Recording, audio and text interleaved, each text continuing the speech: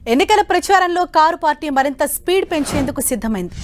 ఎండిన పంట పొలాలను పరిశీలిస్తూనే రోడ్ షోలో పాల్గొనేలా ప్రణాళికలు రచించింది. ఈ మేరకు రోడ్ మ్యాప్ కూడా రెడీ అయిపోయింది. ఉదయం పొలం బాట కార్యక్రమం, సాయంత్రం వేళ రోడ్ షోలు ఉండేలా షెడ్యూల్ ప్రిపేర్ చేశారు. ఒక్కో పార్లమెంటు నియోజకవర్గంలో 2 లేదా 3 చోట్ల రోడ్ షోల్లో మాజీ సీఎం కేసీఆర్ పాల్గొననున్నారు. ఇదే విషయంపై మరింత సమాచారాన్ని మా ప్రతినిధి శ్రీకాంత్ మనకు అందిస్తారు. శ్రీకాంత్,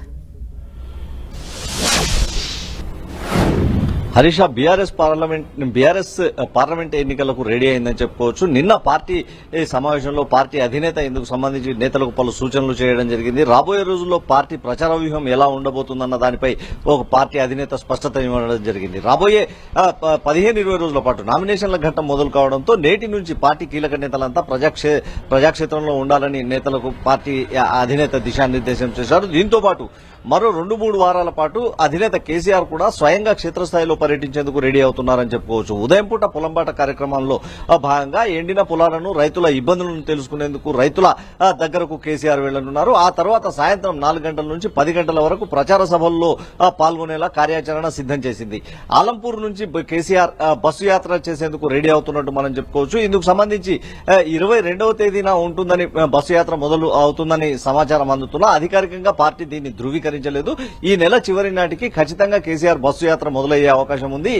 బస్సు యాత్ర మొదలైతే పూర్తిగా అన్ని జిల్లాలు, అన్ని పార్లమెంట్ నియోజకవర్గాలు కలిసి వచ్చేలా, చుట్టి వచ్చేలా ఆ బస్సు యాత్ర రోడ్ మ్యాప్ ను పార్టీ నేతలు సిద్ధం చేశారని చెప్పుకోవచ్చు. అలంపూర్ నుంచి మొదలయ్యే బస్సు యాత్ర ఆదిలాబాద్ వరకు వెళ్లే అవకాశం ఉంటుంది. అన్ని పార్లమెంట్ నియోజకవర్గాల్లో బీఆర్ఎస్ అభ్యర్థులకు మద్దతుగా కేసీఆర్ స్వయంగా రంగంలోకి దిగి రోడ్ షోలు నిర్వహిస్తున్నారు. దాదాపు 2-3 వారాల పాటు హైదరాబాద్ కు రాకుండానే కేసీఆర్ క్షేత్రస్థాయిలోనే పర్యటన చేస్తూ అటు ప్రజలను, ఇటు క్యాడర్ ను కలుసుకుని పూర్తి స్థాయిలో అభ్యర్థుల విజయం కోసం పనిచేయనున్నారు. దీంతో పాటు రోడ్ షోలతో పాటు 3-4 చోట్ల మాత్రమే ఈసారి బీఆర్ఎస్ బహిరంగ సభలు నిర్వహించాలని భావిస్తుంది.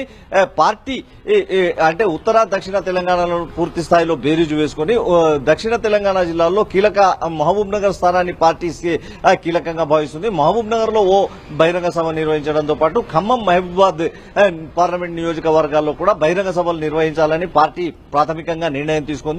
వీలైతే 4-5 కంటే ఎక్కువ బహిరంగ సభలు నిర్వహించే అవకాశం లేదు.